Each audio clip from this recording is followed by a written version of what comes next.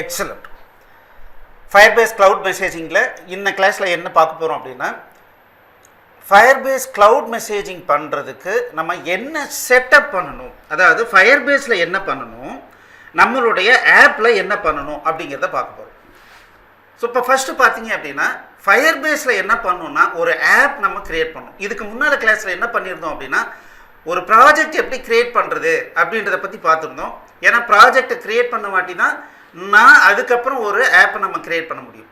So நான் steps எப்படின்றது, ஒரு project எப்படின்றத நான் க்ரியேட் பண்ணுங்கிறத சொல்லியிருந்தேன். ரொம்ப ரொம்ப சிம்பிளான மெத்தட் தான். ஸோ இப்போ என்ன பண்ண போகிறோம் அப்படின்னா, ஒரு க்ளவுட் மெசேஜிங் அனுப்புறதுக்கு ஒரு செட்டப் நம்ம பண்ண போகிறோம். ஸோ ஒரு சைடு எப்படின்னா, ஃபயர்பேஸில் ஒரு செட்டப் பண்ணோம்.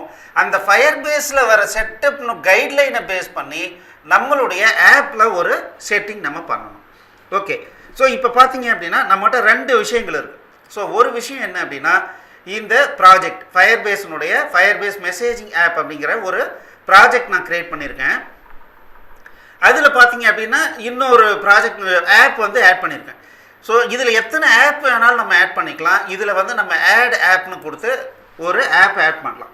இந்த மாதிரி ஆட் பண்ணும்போது என்ன ஆப் அப்படின்றது கேட்கும். இது பார்த்தீங்க அப்படின்னா ஐஓஎஸ்ஸா ஆண்ட்ராய்டா அப்படிங்கிற மாதிரி கேட்கும். இப்போ நான் ஃபார் எக்ஸாம்பிள் ஆண்ட்ராய்டுன்னு கிளிக் பண்ணேன் அப்படின்னா, ஸோ ஆண்ட்ராய்டு பேக்கேஜ் நேம் அப்படின்னு நமக்கு கேட்குது, அதனுடைய நிக் நேம் அப்படின்னு கேட்குது. இது ரெண்டும் தான் ரொம்ப ரொம்ப முக்கியமான விஷயம். ஸோ இப்போ ஆக்சுவலாக என்னென்னா, ஒரு ஆப் நம்ம இங்கே க்ரியேட் பண்ணணும். ஃபயர்பேஸில் ஒரு ஆப்பை க்ரியேட் பண்ணணும். அதுக்கு கரஸ்பாண்டிங்காக நம்மளுடைய ஆப்பில் நம்ம என்ன ஆப் க்ரியேட் பண்ணாலும் சரி, அந்த ஆப்பில் சில செட்டிங்ஸை நம்ம இன்க்ளூட் பண்ணணும். ஓகேங்களா? ஸோ சைட் பை சைடாக என்ன பண்ணணுன்றது தான் இந்த கிளாஸில் நம்ம பார்க்க போகிறோம்.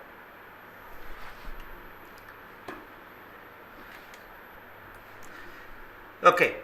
ஸோ ஃபஸ்ட்டு என்ன கேட்குறாங்கன்னா, ஆண்ட்ராய்டு பேக்கேஜ் நேம் கேட்குறாங்க. So your package name is generally the application ID in your app level build.gradle file அப்படின்னு சொல்கிறாங்க. பார்த்தீங்கன்னா அப்ளிகேஷன் ஐடின்னு ஒன்று இருக்குது, அதை எடுங்க. எதில் இருக்குது?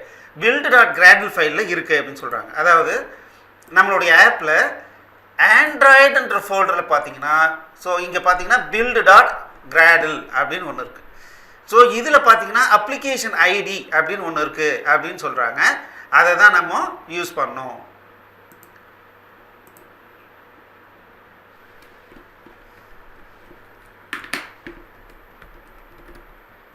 ஓகே. இங்கே பார்த்தீங்க அப்படின்னா அப்ளிகேஷன் ஐடி. ஸோ இந்த அப்ளிகேஷன் ஐடியில் என்ன சார் இருக்குது? com.example.firebase messaging app.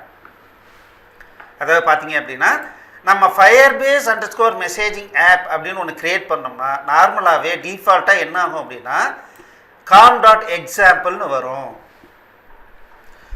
ஸோ இந்த நேமை நார்மலாக என்ன பண்ணுவாங்கன்னா, எந்த கம்பெனி டெவலப் பண்ணுதோ அந்த கம்பெனியினுடைய ஹோஸ்டிங்னுடைய டிஎன்எஸ்ஸை இங்கே கொடுப்பாங்க. Say for example com.google.firebase messaging app, com.microsoft.firebase messaging app அந்த மாதிரி க்ரியேட் பண்ணுவாங்க.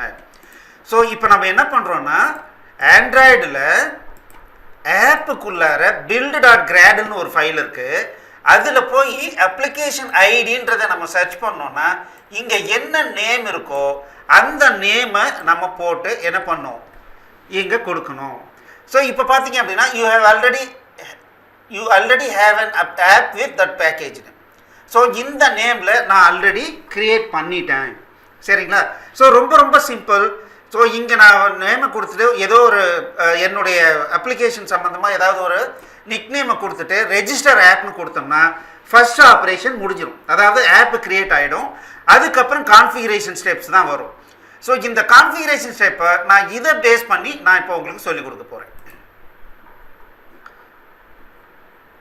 ஓகே. இங்கே பார்த்தீங்கன்னா இந்த ஃபயர்பேஸ் மெசேஜிங் ஆப் அப்படிங்கிறத இப்போ நான் ஏற்கனவே நான் வந்து ப்ராஜெக்ட் வந்து க்ரியேட் பண்ணியிருக்கோம். ஒரு ஆப் நம்ம வந்து க்ரியேட் பண்ணியிருக்கோம்.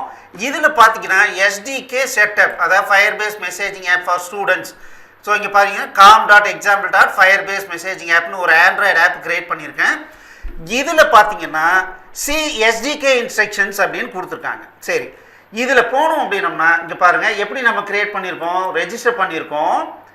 இந்த ரெஜிஸ்டருக்கு அப்புறம் என்ன பண்ண சொல்கிறாங்கன்னா டவுன்லோட் கான்ஃபிக் ஃபைல். இந்த ஃபைல் பார்த்தீங்கன்னா கூகுள் சர்வீசஸ் டாட் ஜேசான்னு ஒரு ஃபைல் டவுன்லோட் பண்ணுங்கன்றாங்க. ஸோ இந்த ஃபைலை டவுன்லோட் பண்ண வாட்டி அது எங்கே போடணும்? ஆப் ஃபோல்டரில் கூகுள் சர்வீசஸ் ஜேசான்ற ஃபைலை போடணும்னு சொல்கிறாங்க. ஸோ இப்போ நான் என்ன பண்ணியிருக்கேன், ஆண்ட்ராய்டில் இங்கே பார்த்தீங்கன்னா ஆப் ஃபோல்டரில் கூகுள் சர்வீசஸ் அப்படின்னு டவுன்லோட் பண்ணி அந்த ஃபைலை இங்கே போட்டிருக்கேன். வேறு எதுவுமே மாடிஃபை பண்ண தேவையில்லை. ஸோ இந்த ஃபைலை டவுன்லோட் பண்ணணும். ஸோ இப்போ நம்ம என்ன பண்ணுறோன்னா, ஃபயர்பேஸ் அப்படிங்கிற ஒரு வெப் சர்வரில் நான் ஒரு ஆப்பு க்ரியேட் பண்ணுறேன். அதையும் என்னுடைய ஃப்ளட்டர் ஆப்பையும் கனெக்டிவிட்டி பண்ணுறேன். இந்த கனெக்டிவிட்டிக்கு பேஸான இன்ஃபர்மேஷன் எதில் இருக்குன்னா கூகுள் சர்வீசஸ் டாட் ஜேசானில் இருக்குது. ஸோ இந்த ஃபைலை நான் டவுன்லோட் பண்ணணும். டவுன்லோட் பண்ணி எங்கே பண்ணணும்? இந்த ஆப்பில் ஆப் ஃபோல்டரில் போடணும். ஃப்ளட்டரை பொறுத்த வரைக்கும் பார்த்தீங்கன்னா ஆண்ட்ராய்டுக்குள்ளார ஆப்னு ஒரு ஃபோல்டர் இருக்கும், அந்த ஃபோல்டரில் போடணும். ஓகே, இது ஒரு ஸ்டெப். நெக்ஸ்ட்டு என்ன ஸ்டெப் அப்படின்னா ஆட் ஃபயர்பேஸ் எஸ்டிகே. ஸோ என்ன சொல்கிறாங்கன்னா build.gradleனு ஒரு ஃபைல் இருக்குது. அதாவது ஆண்ட்ராய்டு ப்ராஜெக்டுக்குள்ளார build.gradleனு ஒரு ஃபைல் இருக்குது. பார்த்தீங்க அப்படின்னா இதுதான் ஆண்ட்ராய்டு, இதுதான் build.gradle. ஸோ இங்கே இருக்குது build.gradle இருக்குது. ஸோ இதில் என்ன பண்ண சொல்லியிருக்காங்க அப்படின்னா, ஸோ ரெபாசிட்டரிஸ் அப்படின்னு சொல்லிட்டு ஒரு இது இருக்குது. ஸோ இங்கே பார்த்தீங்கன்னா ரெபாசிட்டரிஸ் அது இருக்குது. ஸோ இங்கே பார்த்தீங்கன்னா கூகுள் அப்படின்ற இந்த நேமை வந்து ஆட் பண்ணுங்கள், இது இல்லைன்னா ஆட் பண்ணிக்கிங்கன்னு சொல்கிறான். ஸோ இங்கே பார்த்தீங்கன்னா ஏற்கனவே கூகுள்னு இருக்கணும், அப்படி இல்லைன்னா என்ன பண்ண சொல்கிறான், இந்த ரெபாசிட்டரிஸ்குள்ளார இதை போடுங்கன்னு சொல்கிறான். ரைட். அடுத்தது டிபெண்டன்சிஸ்குள்ளார இந்த கிளாஸ் பார்த்து இதை நீங்கள் ஆட் பண்ணுங்கன்னு சொல்கிறான். அதாவது இந்த டிபெண்டன்சிஸ்குள்ளார கிளாஸ் பார்த்தில் இங்கே பார்த்தீங்கன்னா com.googlegms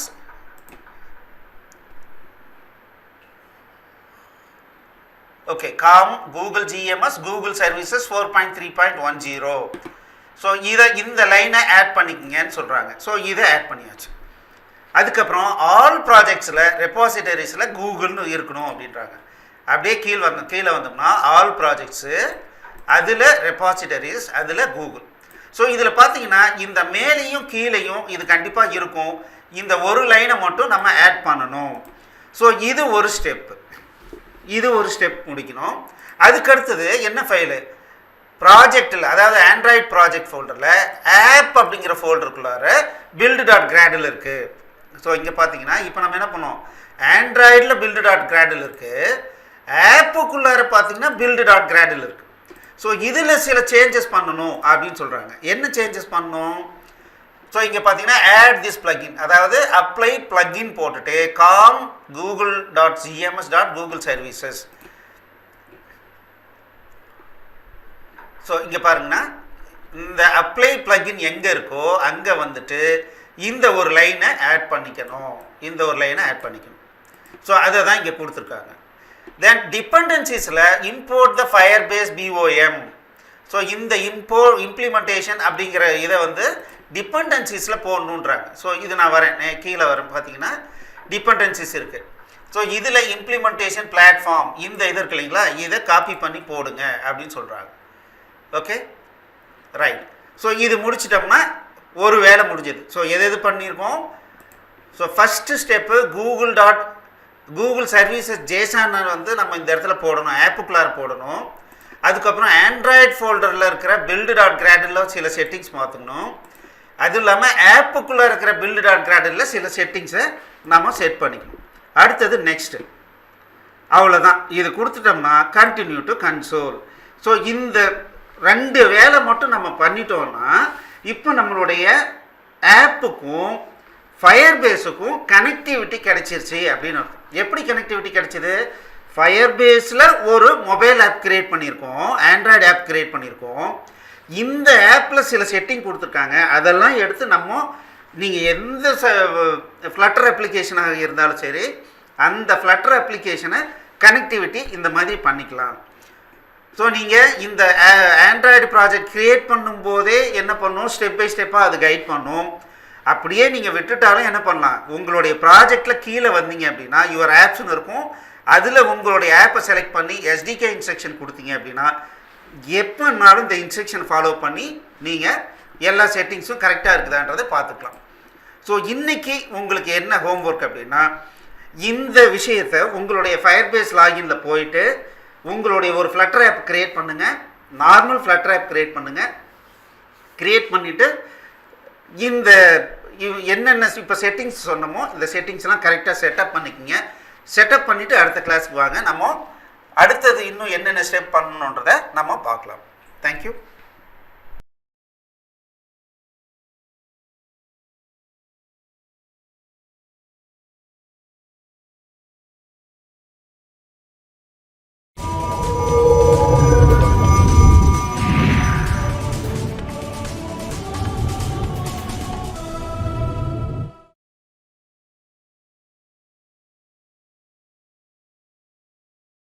இந்த வீடியோ உங்களுக்கு பிடிச்சிருந்ததுன்னா எங்களுடைய யூடியூப் சேனலுக்கு முதல்ல சப்ஸ்கிரைப் பண்ணிக்கோங்க. இந்த வீடியோவை லைக் பண்ணுங்கள், ஷேர் பண்ணுங்கள். மேலும் இந்த யூடியூப் சேனலில் பார்த்தீங்க அப்படின்னா நிறைய கோர்சஸ் போட்டிருக்கோம். நீங்கள் என்ன பண்ணலாம் அப்படின்னா, எங்களுடைய வெப்சைட் அட்ரஸ்க்கு வந்தீங்க அப்படின்னா அதில் ஃப்ரீ கோர்சஸ் அப்படின்னு சொல்லிட்டு எல்லா யூடியூப் கோர்சஸையும் லிஸ்ட் பண்ணியிருக்கோம். உங்களுக்கு பிடிச்ச கோர்ஸை நீங்கள் ஸ்டார்ட் பண்ணி ப்ளே பண்ணலாம். நன்றி.